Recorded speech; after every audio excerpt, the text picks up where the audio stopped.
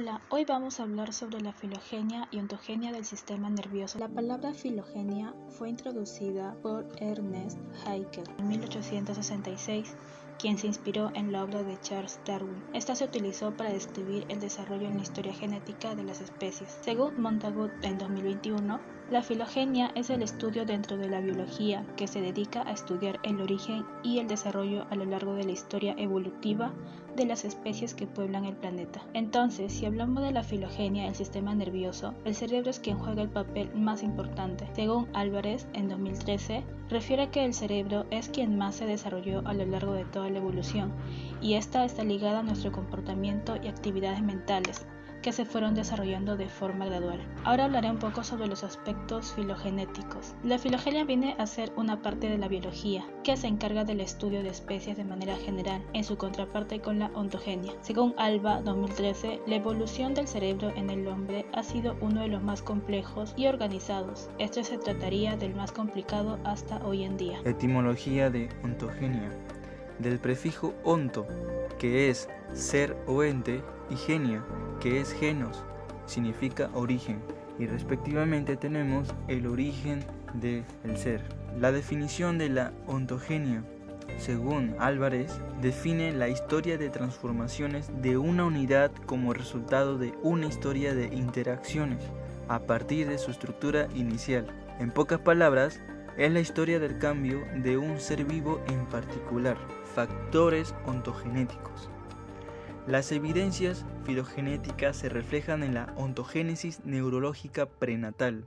Los autores Carmichael, Subek y Solberg asumen que el neuroeje tiene una perspectiva horizontal de cada centro y vertical por los diversos centros de su desarrollo. Por otro lado, la integración de la filogenia en la evolución y desarrollo de la ontogenia resulta ser más coherente e integrada en un ser vivo. Asimismo, Alba, el animal, no experimenta este desarrollo ya que el niño tiene capacidades de pensamiento simbólico, la expansión temporal y espacial de la acción y por último, la complejidad perceptiva en todos sus ámbitos. La ontogénesis del neuroeje presenta una aproximación de la evolución en lo siguiente. Ontogénesis del sistema nervioso fetal. Semana 5.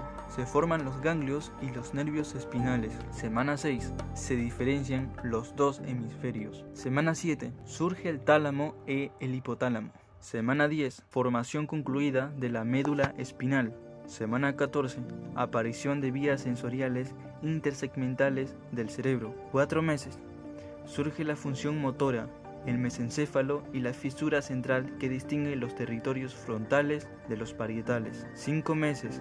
Se da la mielinización de las vías espinales dorsales, al mismo tiempo con la vía piramidal y continuando con la ley encéfalo-caudal. 6 meses, primeras manifestaciones de los nervios craneales y 7 meses, configuración del cerebelo, aparición de las fisuras y posibles patrones de reflejos.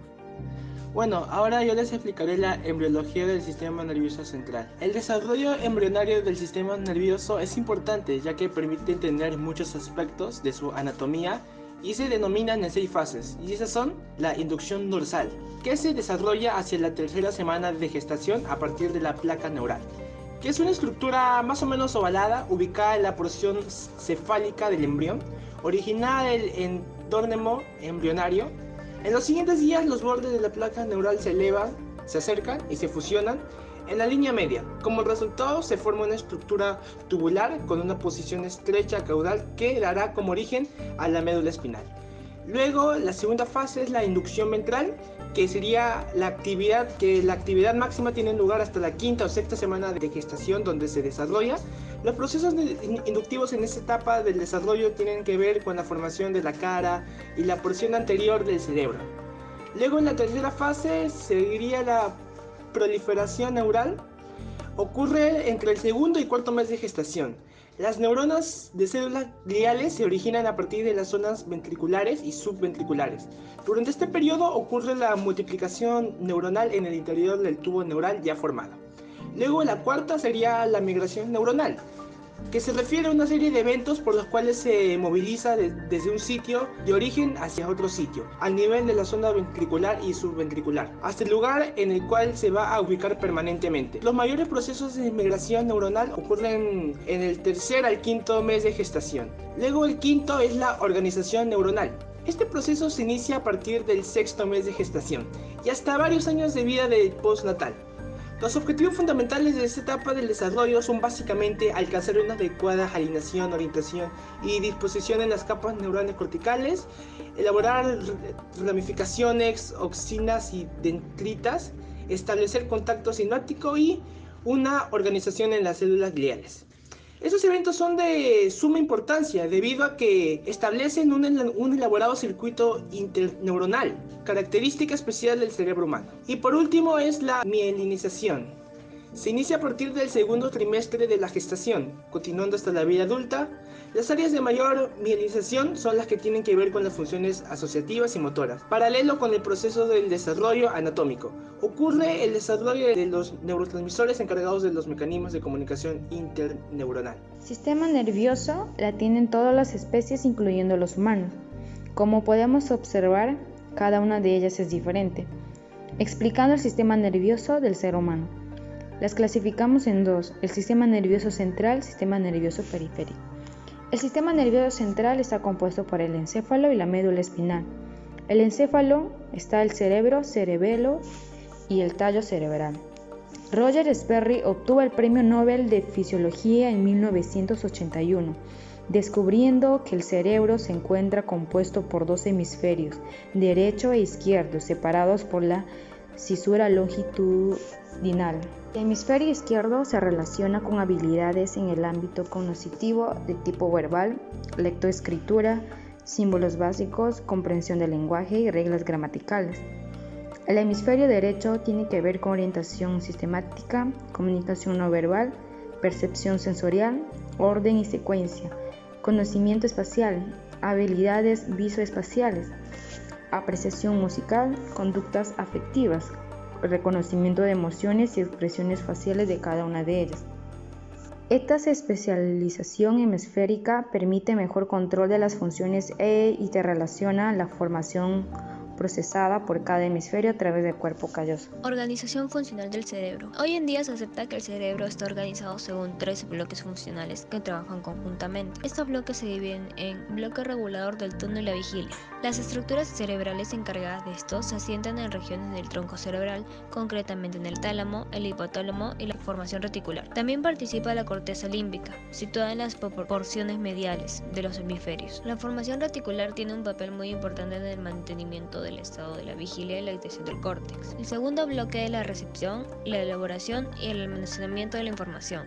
Los componentes de este segundo bloque funcional del cerebro, encargado de recibir, elaborar y almacenar la información, son estructuras que ocupan los sectores exteriores de la corteza cerebral, del área visual, área auditiva y área somatosensorial. Las diversas estructuras que componen este bloque están adaptadas para recibir los estímulos que llegan desde los receptores periféricos al sistema nervioso central, fraccionándolos en un número inmenso de componentes para su inmediato análisis y posterior combinación en precisas estructuras funcionales. Todo ello es posible gracias a la alta efectividad modal de sus neuronas. Las leyes que rigen el trabajo de este bloque según Luria son la ley de la estructura jerárquica, la ley de la especificidad decreciente y la ley de la alteración progresiva de funciones. El tercer bloque de programación, regulación y control de actividad. La porción esencial de ese tercer bloque son los lóbulos frontales, o más exactamente los sectores prefrontales del cerebro, que poseen pequeñas neuronas que conectan muchas áreas y zonas entre sí. Las conexiones con la formación reticular tienen influjos activadores e inhibidores mutuos, haciendo mantener o abandonar las tareas emprendidas por aumento o descenso de la activación. Esos sectores prefrontales del cerebro no solo participan en conductas presentes, sino también en acciones orientadas hacia el futuro. Como concluir que el desarrollo cerebral del ser humano se debe tanto a factores de evolución biológica y evolución cultural. Entonces, también podemos decir que la filogenia del desarrollo del sistema nervioso está muy ligado al entorno en el que fuimos evolucionando como especie,